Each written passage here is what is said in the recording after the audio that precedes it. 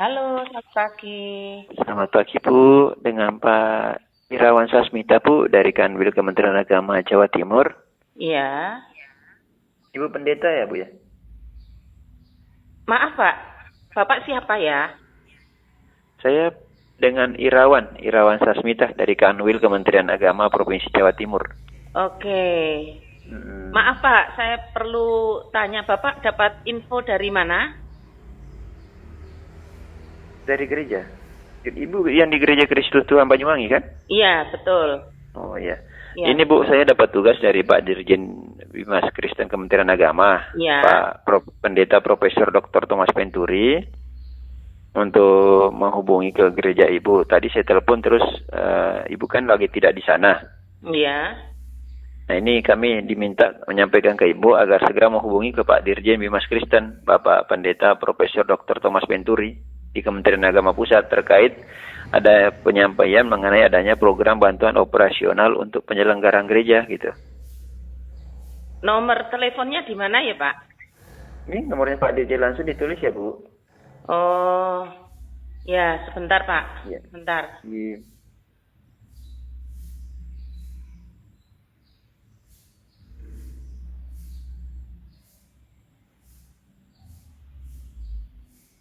Berapa ya Pak?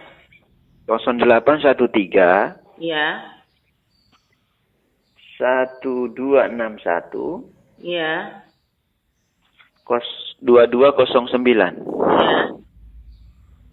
Iya. Iya. Coba diulang Bu Pendeta. 0813 1261 2209. Dengan Bapak Pendeta Profesor Dr. Thomas Penturi MSI, Iya. Dirjen Bimas Kristen Kementerian Agama Pusat ya Bu ya. Iya, memang lewat telepon ya Pak. Kalau lembaga Iya. enggak lewat surat gitu. Iya, nanti kan beliau mau kunjungan ke Kanwil sini ke Surabaya tanggal 27. Nanti suratnya dari sini, cuma kata beliau tadi ditelepon dulu ke beliau gitu ya Bu ya. Oh. Maaf Pak, kepentingannya apa Pak? Kepentingannya apa? Saya suruh telepon Itu tadi penyampaian mengenai adanya program bantuan operasional penyelenggaraan gereja. Oh. Iya Pak, ya. Oke. Baik. Oke, Makasih ya Bu. Ya.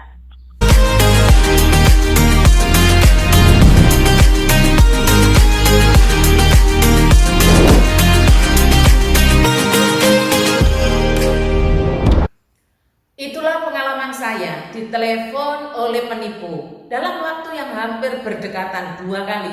Hampir 2 kali saya kena tipu. Memang model penipuan online seperti ini sudah marak ya saudara. Tetapi pertanyaannya begini, apakah saya atau beberapa saudara yang memang disamperi oleh penipu itu menghadapinya dengan iman? Atau sebenarnya bukan iman? Apakah memutus mata rantai dengan blokir itu merupakan tindakan iman? Saudara-saudara yang dikasihi oleh Tuhan, pertimbangan yang saya miliki, pertimbangan yang saudara miliki, itu karena iman atau bukan? Walaupun caranya sama, sama-sama diblokir.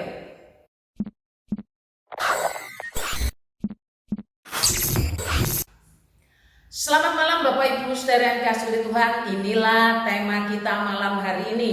Apakah ini iman atau sebenarnya bukan iman? Tema kita ini memang merupakan lanjutan dari Rabu sebelumnya saudara. Itu disebabkan karena beberapa orang yang bercerita, yang bertanya, yang sharing itu tidak cukup, tidak muat untuk semua ditampilkan pada Rabu yang lalu. Rabu kali ini saya akan melanjutkan sampai selesai. Terima kasih kepada saudara yang bersedia untuk sharing, yang bersedia untuk bersaksi, bahkan untuk bertanya. Kiranya saudara-saudara mendapatkan berkat melaluinya, dan mari kita melangkah dengan mantap, yaitu dengan iman yang pasti.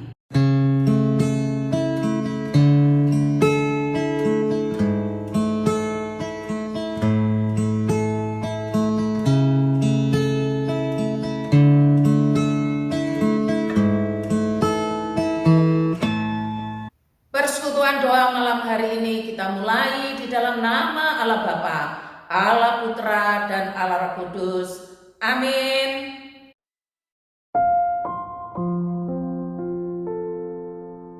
Hendaklah damai sejahtera Kristus memerintah dalam hatimu, karena untuk itulah kamu telah dipanggil menjadi satu tubuh. Dan bersyukurlah, hendaklah perkataan Kristus diam dalam segala kekayaannya di antara kamu, sehingga kamu dengan segala hikmat mengajar dan menegur seseorang akan yang lain, dan sambil menyanyikan mazmur dan puji-pujian dan nyanyian rohani, kamu mengucap syukur kepada Allah di dalam hatimu, dan segala sesuatu yang kamu lakukan dengan perkataan atau perbuatan, lakukanlah semuanya itu dalam nama Tuhan Yesus, sambil mengucap syukur oleh Dia kepada Allah Bapa kita. Kolose 3 ayat 15 sampai 17.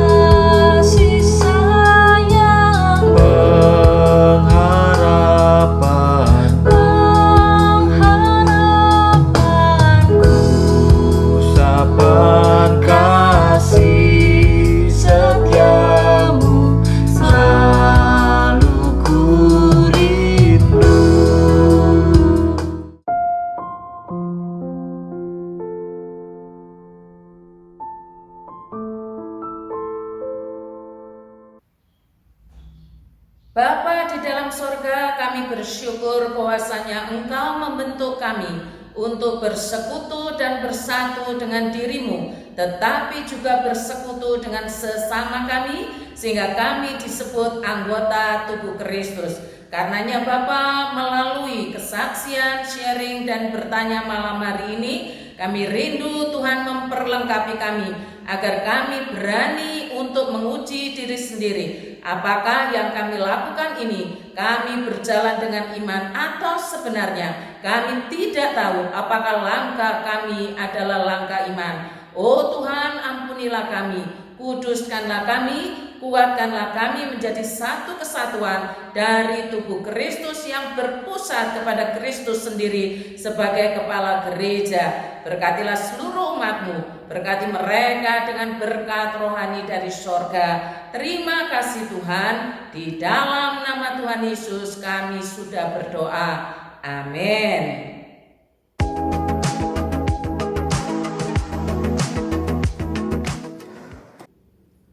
Ujilah dirimu sendiri, apakah kamu tetap tegak di dalam iman. Selidikilah dirimu, apakah kamu tidak yakin akan dirimu, bahwa Kristus Yesus ada di dalam diri kamu. Sebab jika tidak demikian, kamu tidak tahan uji. Berbahagialah Bapak Ibu Saudara yang telah memperhatikan firman Allah. Tetapi orang yang paling berbahagia adalah orang yang bersedia dituntun oleh Roh Kudus melalui firman-Nya.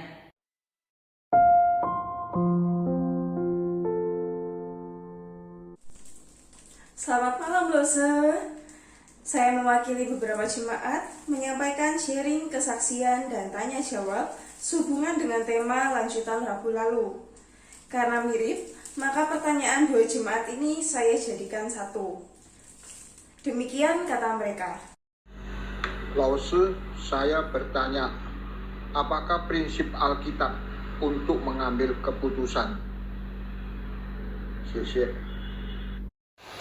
Maksudnya saya mau tanya, ketika kita menghadapi persoalan atau masalah yang dihadapkan suatu pilihan, kemudian kita berdoa kepada Tuhan, meminta hikmat atau jawaban kepada Tuhan supaya kita tidak salah memilih. Bagaimana cara kita bisa mengetahui bahwa itu adalah jawaban dari Tuhan supaya kita tidak salah pilih dalam persoalan tersebut dan kita benar-benar tidak salah menilai bahwa yang kita pilih itu bukan dari keinginan kita sendiri tetapi adalah jawaban dari Tuhan. Saudara, saya akan memulai menjawab bagian ini sambil mengingatkan kita tentang 5 pilar iman. Yang pertama, sola gratia, sola fide, sola scriptura, solus Christus, soli Deo gloria. Segala kemuliaan hanya bagi Tuhan. Ini puncaknya, puncak kehidupan yang dirancang Allah bagi miliknya adalah soli Deo gloria, yaitu memuliakan Dia, menyenangkan Dia. Iman itu kan berhubungan dengan Allah. Jadi kalau apapun dalam hidup ini, maka kita harus menuju soli Deo gloria, menyenangkan Allah, memuliakan Allah. Termasuk ketika kita mulai berpikir, kalau prinsip atau ajaran yang terbaik, yang tertinggi, yaitu menyenangkan Allah, yaitu memuliakan Allah, meninggikan Allah, itu termasuk keputusan-keputusan kita sepele atau penting harus menyenangkan Allah. Nah saudara, ketika kita mulai tahu dan mulai sadar bahwa apapun dalam hidup kita, termasuk ketika mengambil keputusan harus memuliakan Allah, belum tentu kita senang, belum tentu kita cocok, kitanya belum tentu. Kenapa? Menyenangkan Allah belum tentu kita senang. Tetapi iman itu berhubungan dengan Allah. Kita minta Roh Kudus menuntun kita sampai pada memuliakan Allah, sampai pada menyenangkan Allah. Termasuk dari pertanyaan saudara kita, bagaimana kita tahu itu jawaban doa? Bagaimana kita tahu bahwa yang kita ambil itu memang berkenan kepada Allah? Jawabannya sama. Apakah itu menyenangkan Tuhan? Apakah itu memuliakan Allah? Apakah itu meninggikan Allah? Saya berharap dengan singkatnya cerita dan pertanyaan dapat menjawab kebutuhan Bapak Ibu Saudara. Demikian juga saudara-saudara, hal yang sepele seperti apapun, apakah itu menyenangkan hati Allah? Apakah itu meninggikan Allah? Apakah itu mengutamakan Kristus? Atau sebenarnya bukan?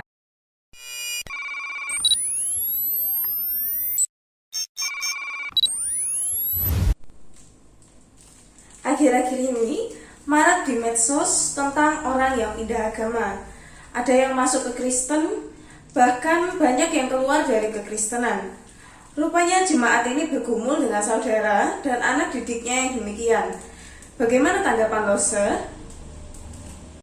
Bapak, Ibu, saudara-saudara semua, selamat sore. Lose Hartinus, Lose Yafet, Semuita, Lose Yohanes, Semuyanti. Saat ini kami mau bercerita tentang pergumulan kami 10 tahun yang lalu. 10 tahun yang lalu itu kami bergumul masalah adik saya. Adik saya ini dulu satu keluarga kan ya sudah percaya sama Tuhan. Tetapi entah kenapa adik saya ini keluar dari kepercayaannya, yaitu mengikuti kepercayaan yang lain. Nah pada saat itu karena adik saya ini juga adik yang saya kasihi. Waktu masih bersama-sama di Malang itu ya bersama-sama. Jadi saya ini merasa kehilangan sekali dan saya merasa sedih sekali karena mendengar dan melihat bahwa adik saya ini ikut kepercayaan yang lain. Tetapi pada waktu itu saya juga berdoa terus kepada Tuhan. Saya yakin, pada waktu itu saya yakin bahwa adik saya ini adalah milik Tuhan. Namanya aja sudah Tabita, itu nama baptisan. Tapi sampai sekarang masih dipakai nama itu. Saya dulu punya keyakinan bahwa kalau saya terus berdoa itu sama Tuhan akan dikembalikan lagi menjadi adik saya yang dulu yang percaya, sama-sama percaya Tuhan. Tetapi sampai hari ini pun doa saya ini tidak terkabul. Adik saya masih belum balik. Adik saya masih mengikuti iman yang lain. Itu pergumulan saya 10 tahun yang lalu. Saya tetap berdoa kepada Tuhan dan saya mempunyai begini, kalau memang ini tidak dikabulkan oleh Tuhan, berarti adik saya ini tidak dipilih oleh Tuhan. Maka Tuhan mengizinkan adik saya meninggalkan Tuhan. Nah, pada saat ini, Bapak Ibu, kami juga mendengar bahwa saat ini ada anak yang meninggalkan Tuhan. Anak ini sudah kenal dengan saya, sudah tahu dengan saya. Bahkan dulu memang pernah jadi anak sekolah minggu. Saya mendengar bahwa anak ini juga akan meninggalkan Tuhan. Hati saya sedih kali.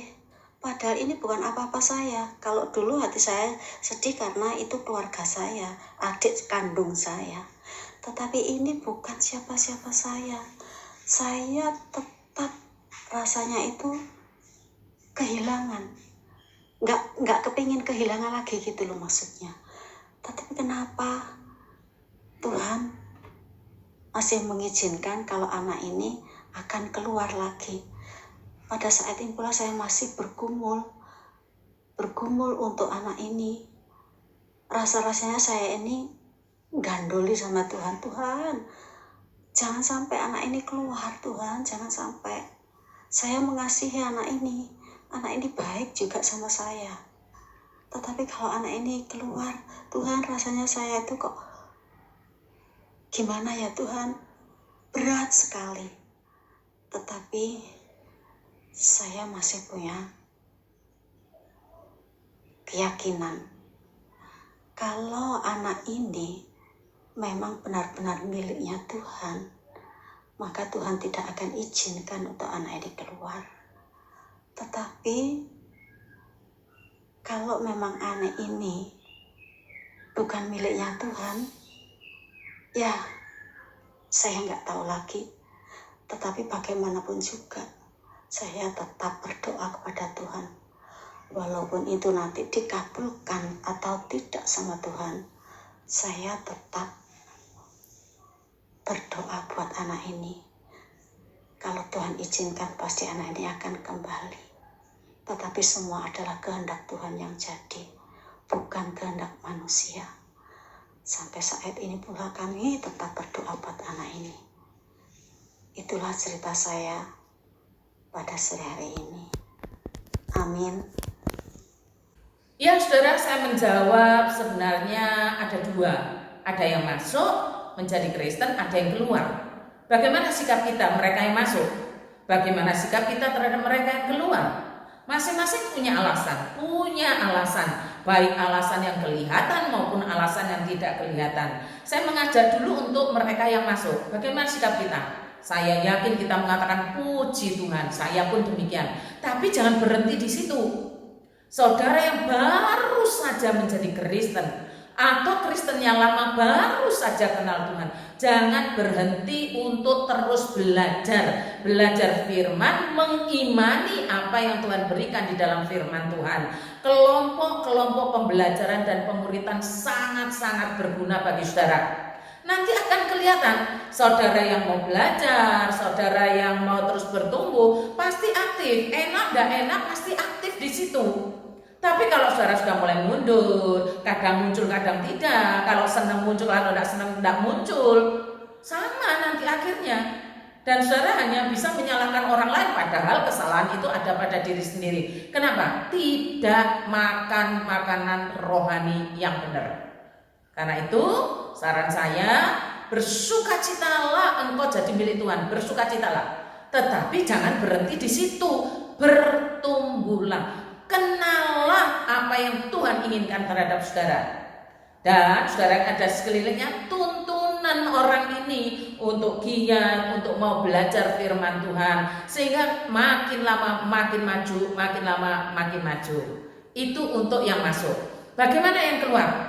Kita sedih, kita menangis, kita menyesal. Ya, itu respon manusia.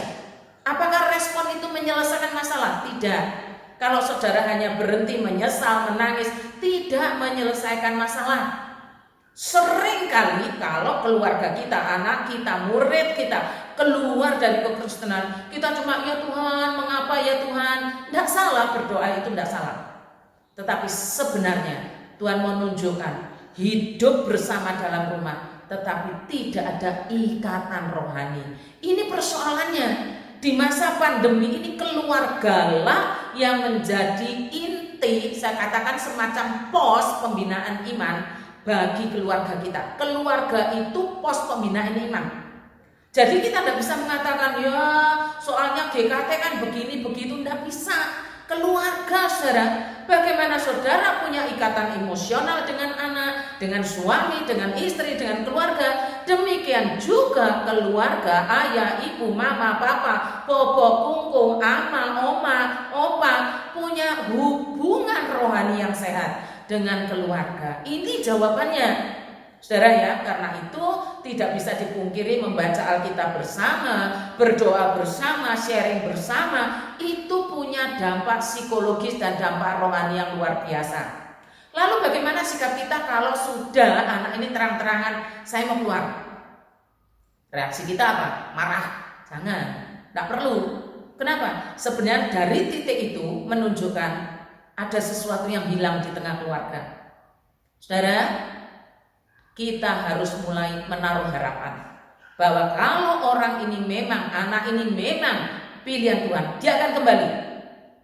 Sekarang sediakan dirimu, sediakan diri kita, keluarga terdekat, guru terdekat untuk jadi alat Tuhan. Jangan dibenci orangnya, jangan malah diusir. Kalau kamu nekat pergi, jangan. Tuhan tidak begitu saudara. Justru yang pergi Tuhan tunggu. Tuhan tunggu, Bapa menunggu supaya kembali. Kita kalau sampai salah satu keluarga kita seperti itu, mari milikilah kasih Bapa. Jadikan diri kita alat untuk terus menunjukkan kasih Kristus. Dia bisa khilaf untuk sementara, dia bisa tertutup mata batinnya untuk sementara. Tetapi berdoalah supaya Roh Kudus membukakan bagi dirinya terang Kristus, anugerah Kristus, keselamatan dari Kristus. Kalau dia butuh, dia jatuh, saudaralah yang pertama kali ada di dekatnya. Itu satu-satunya cara yang bisa kita lakukan. Dekatlah dengan dia, transferlah iman kepadanya, kuatkan hatinya, bantulah persoalannya. Barangkali dia punya problem, barangkali dia punya persoalan yang selama ini tertutup dari kita, terutama dengan orang tuanya. Kiranya saudara dikuatkan, jangan pernah berhenti berharap. Sebelum Tuhan mengizinkan kita kembali ke sorga, atau orang itu kembali ke sorga, masih ada kesempatan. Lakukan sekarang ini. Jangan diusir, jangan dipukul, jangan. Dekatlah, jadikan dirimu sebagai alat untuk mentransfer iman, untuk menguatkan, untuk membantu, dan untuk menolong.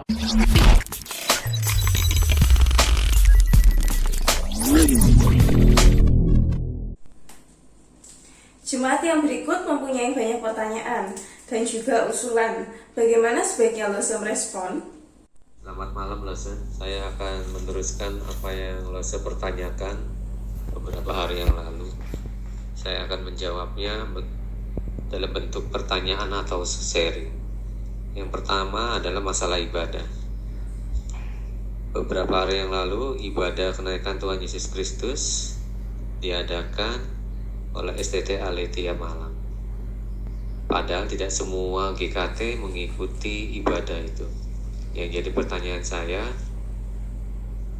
kenapa GKT Banyuwangi tidak membuat ibadah sendiri? Padahal menurut saya ibadah GKT Banyuwangi lebih mudah penjelasannya. Menjelaskannya dalam bentuk kehidupan bergereja dan kehidupan sehari-hari. Jadi menurut saya lebih mudah, apalagi ada Lose Yafet yang punya banyak kreativitas. Terus yang kedua adalah masalah sejarah Lose, sejarah Alkitab ya. Ada beberapa pertanyaan yang dipertanyakan. Salah satunya adalah Adam dan Hawa mempunyai anak, Kain, Habel, dan Set. Setahu saya di Alkitab tidak dijelaskan istri-istri dari Kain, Habel, dan Set ya. Siapa istri-istri mereka? Mungkin dari buku atau Alkitab lain yang tidak kita ketahui bisa dijelaskan. Terus yang kedua adalah Kristus datang kedua kalinya sebagai hakim untuk semua umat manusia.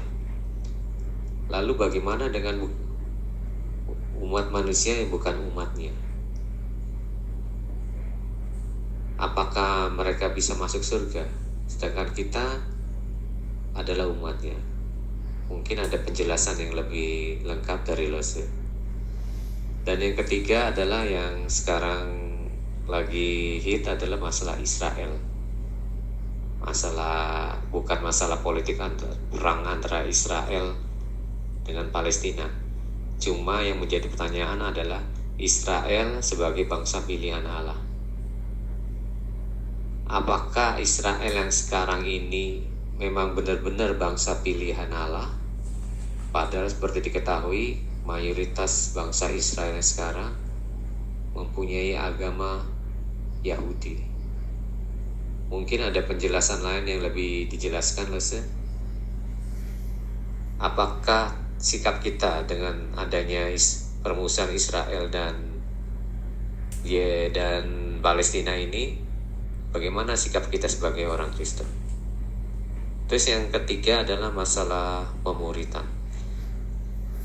Saya senang pemuritan pada waktu grup WA Balon Majelis.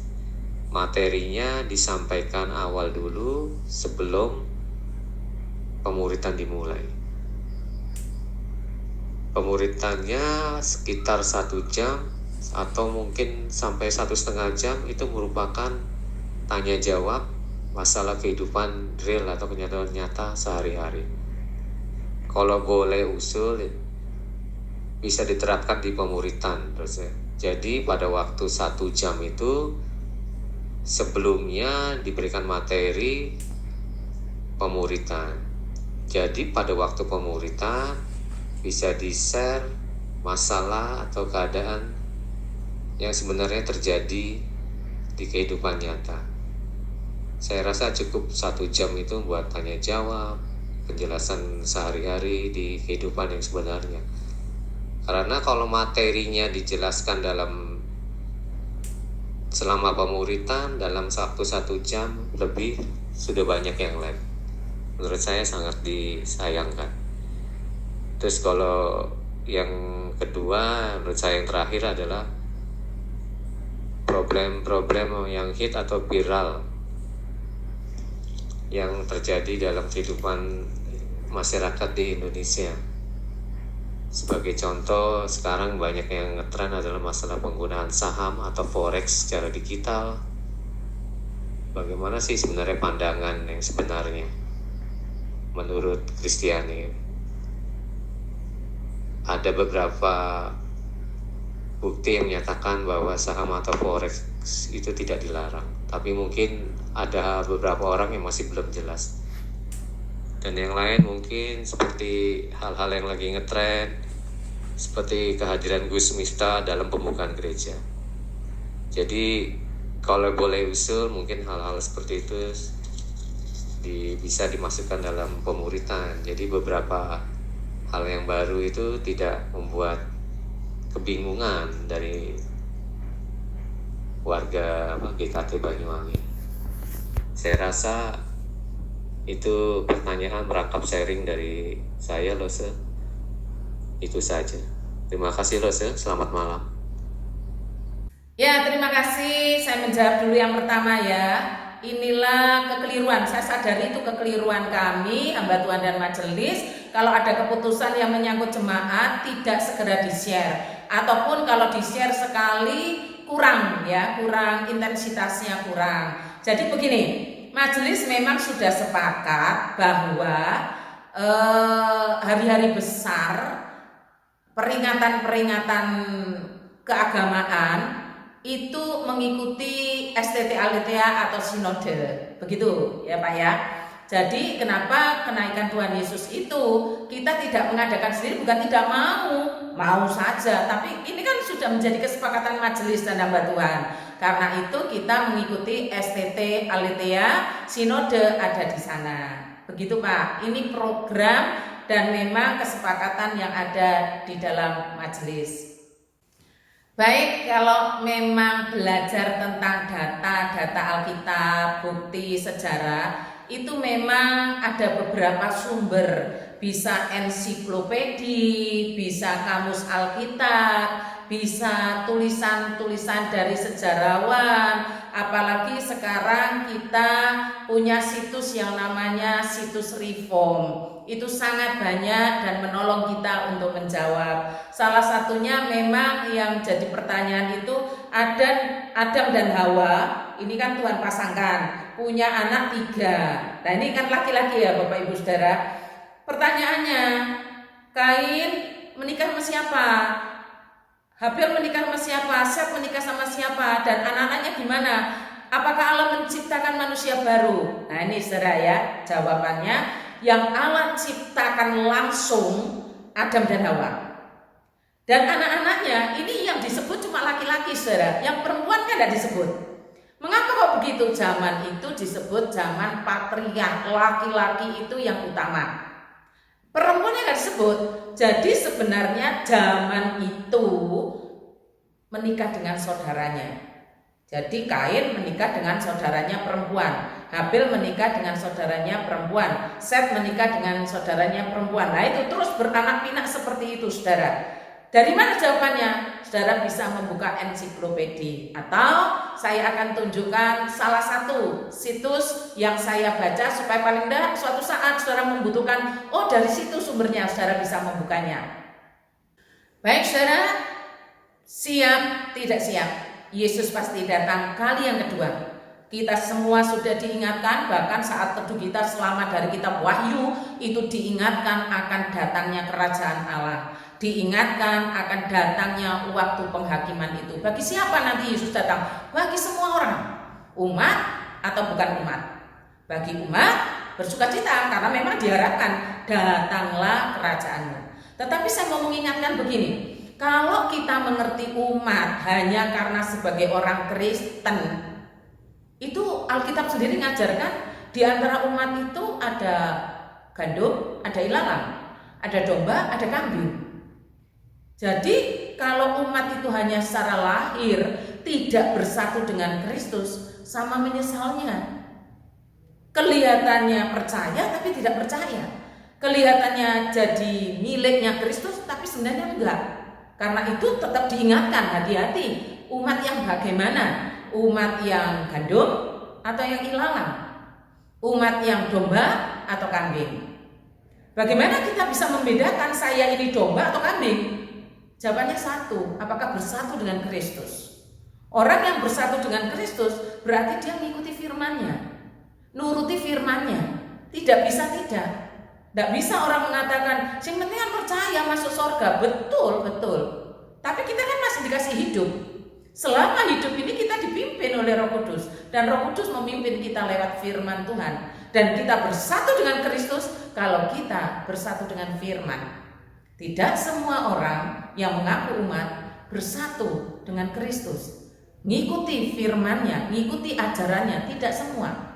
Pertanyaan yang kedua, bagaimana dengan mereka? Kan kasihan, betul. Tetapi kita harus kembali kepada kedaulatan Allah. Bisa jadi sekarang ini belum umat, tetapi Allah sebenarnya sudah panggil dia menjadi miliknya. Tepat pada harinya ia akan menjadi milik Allah. Ia akan menjadi umat Allah, tinggal diproklamasikan. Tugas kita adalah menyampaikan berita Injil. Jangan lelah, jangan sampai merasa kapok. Aduh, sudah dikasih tahu, diberitai, pancetai. Tunggu, Roh Kudus akan melembutkan dan menggerakkan hatinya. Bisa jadi belum waktunya Tuhan, tapi kita terus disuruh untuk memberitakan. Jangan lelah dan jangan berhenti untuk memberitakan Injil. Berbicara tentang bangsa Israel, maka kita harus tahu ada dua pengertian. Israel secara fisik dan Israel secara rohani. Kita sekarang ini, kita zaman ini disebut keturunan Abraham secara rohani. Karena itu kita punya ikatan perjanjian sebagaimana Allah mula-mula mengikat perjanjian dengan Abraham. Jadi kita keturunan Abraham secara rohani, begitu ya. Tetapi sekarang berbicara Israel secara lahir, bangsa Israel orang Yahudi. Apakah mereka bangsa pilihan Allah? Tidak bisa dipungkiri bahwa memang pertama-tama Allah berkarya di sana. Allah memakai bangsa Israel dan tidak semua bangsa Israel jahat. Tidak semua, walaupun banyak, dan Yesus disalibkan juga oleh orang Yahudi. Tetapi saatnya menjelang kedatangan Tuhan yang kedua, Israel lahir ini memang nanti ada pertobatan. Sekali lagi ya, di antara semua tanda-tanda kedatangan Tuhan, Israel akan mengalami pertobatan menjadi milik Allah yang rohani. Jadi kalau mereka bangga dulu disebut umat perjanjian karena ikatan sunat dalam perjanjian lama, mereka akan diberi waktu ini untuk bertobat dan mengakui Yesus adalah Mesias. Dan Israel rohani itu bukan hanya bangsa secara lahir, tetapi semua disatukan, yaitu menjadi satu gereja Tuhan. Baik, usulan-usulan ini akan saya teruskan kepada hamba Tuhan. Memang mau tidak mau kepada hamba Tuhan untuk dibahas. Bisa jadi bukan hanya di pemuritan ya, di doa malam itu paling bagus. Jadi soal forex, soal saham, saya masih memerlukan orang yang mengerti, artinya paham tentang saham atau forex. Di antara jemaat rasanya ada yang sarjana ekonomi yang mengerti ini. Suatu saat saya akan mengundang dan memintanya menjelaskan. Setelah dijelaskan baru nanti hamba-hamba Tuhan bersama-sama akan memberikan tanggapan Alkitabiah. Itu yang pertama. Yang kedua, sikap kita bagaimana terhadap Hamas dan Israel sekarang. Saya hanya mengingatkan jangan karena Israel lalu kita secara emosional menghujat, lalu mengunggulkan yang satu. Kita tidak tahu sebenarnya di balik politik itu apa. Maka tetap kita harus memakai sistem politik yang ada di negara kita, yaitu bebas aktif. Bagaimana itu bentuknya? Nah ini usulan yang akan nanti bisa dibahas di doa Rabu.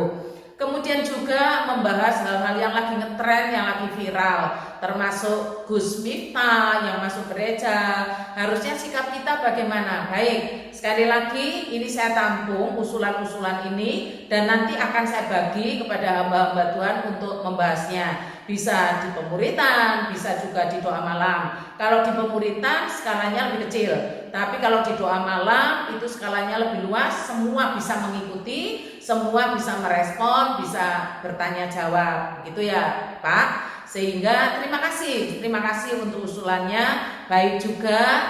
Dan setiap tanggapan Alkitabiah itu harus diberikan setelah paham benar. Saya pernah menjawab, sebenarnya mengutarakan di doa malam tentang main saham. Saya menyoroti kata main, karena istilah main di situ apakah sama dengan istilah judi. Saya sudah pernah itu sebenarnya memberikan di doa Rabu, tapi secara khusus membahas sahamnya belum pernah. Tapi membahas soal berjudi, main kartu, nah itu bisa judi. Main sabung ayam itu bisa berjudi. Jadi bukan main saham saja, tapi main-main yang punya konotasi berjudi. Nah itu sudah sempat saya bagikan. Entah Bapak sempat mendengar atau tidak ya. Tapi baik, semua usulan-usulan itu nanti akan saya bahas setelah pergantian majelis ini.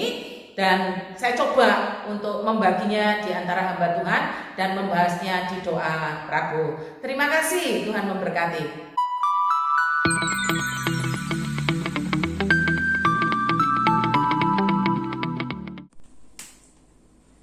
Selama di dunia, manusia pasti bergumul dengan persoalan-persoalan hidup.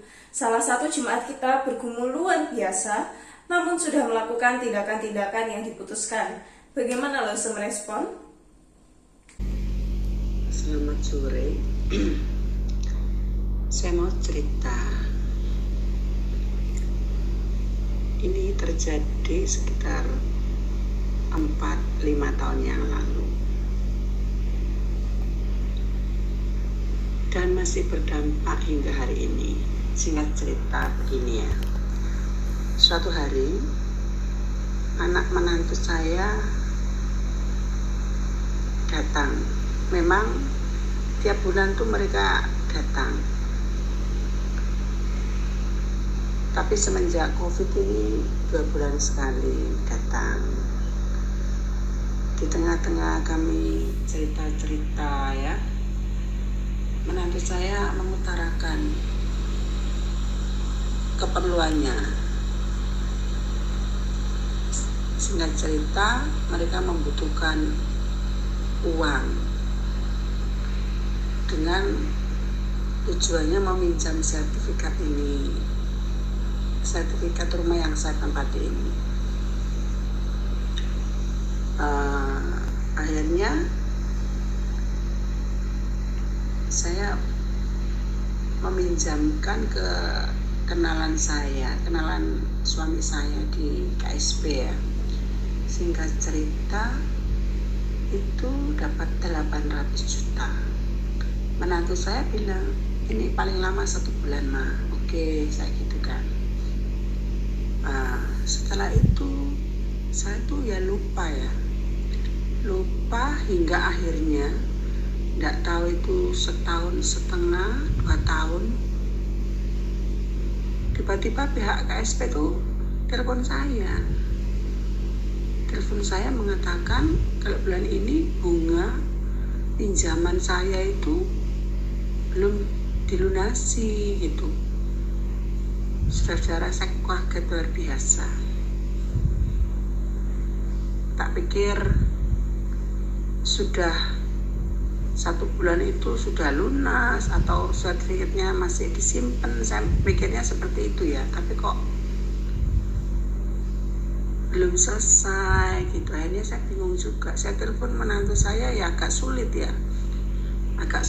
dihubungi, mungkin dia malu apa gitu.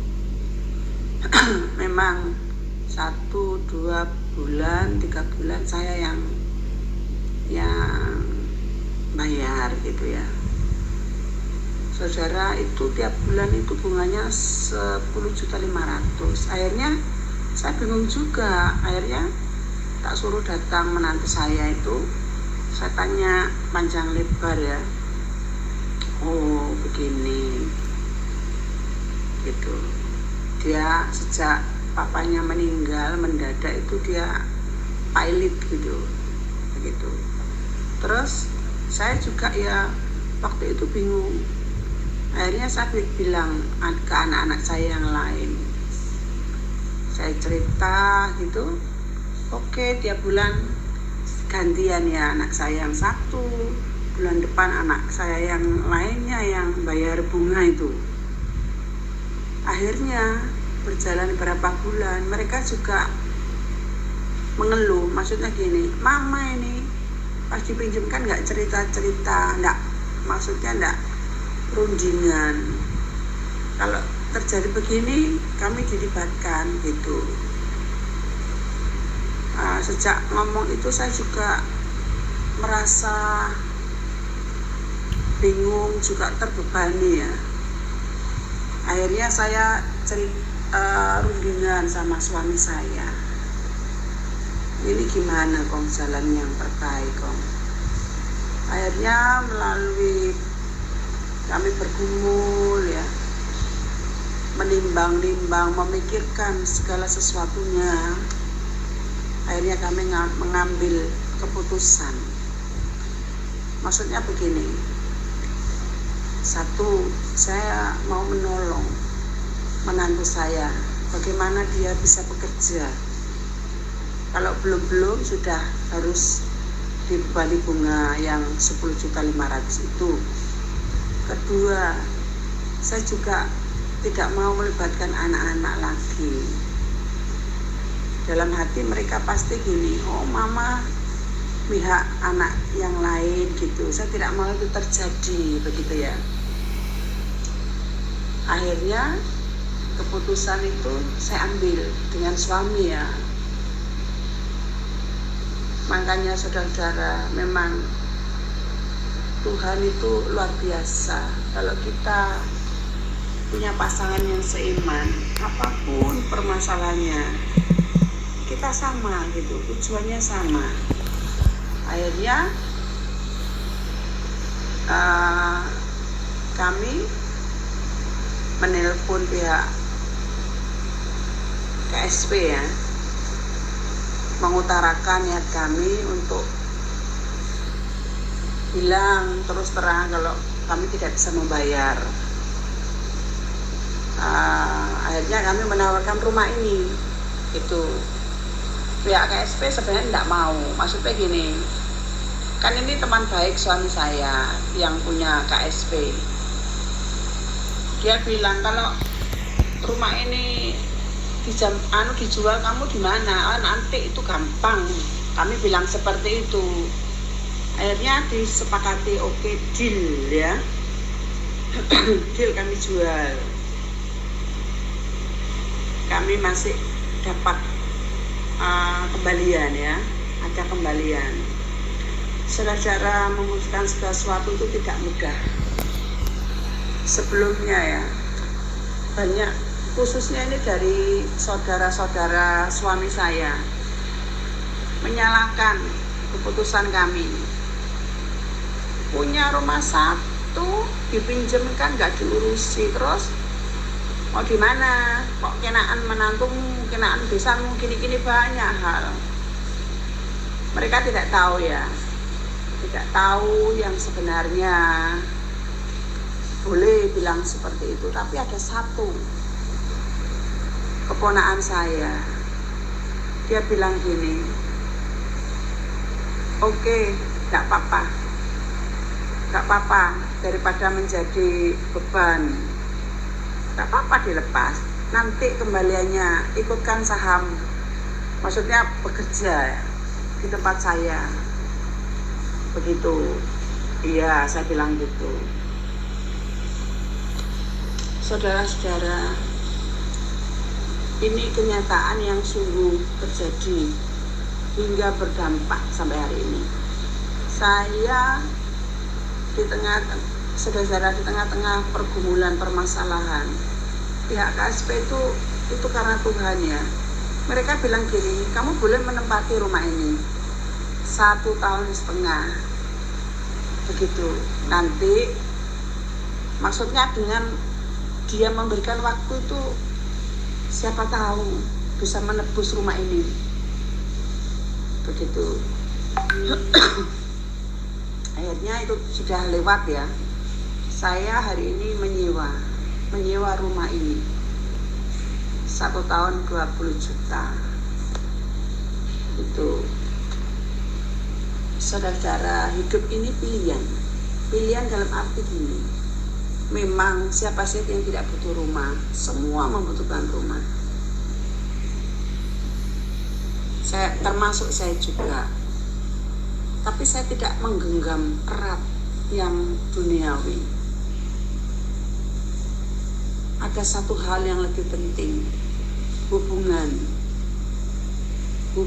yang saya pertahankan, hubungan anak, menantu. Ada satu hal lagi, di tengah-tengah pergumulan, permasalahan yang kami hadapi, hubungan kami tetap baik, hubungan menantu dengan mertua, anak, cucu baik.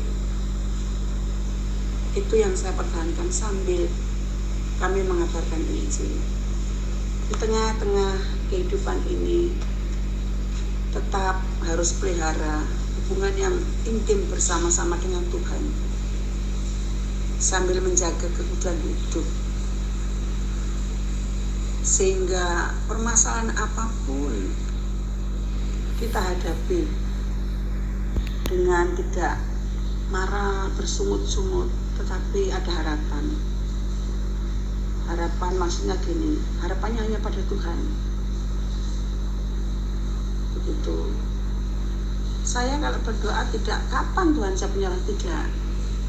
Saya berdoa, Tuhan, nantinya saya di mana, itu saja. Begitu. Saudara-saudara, apakah ini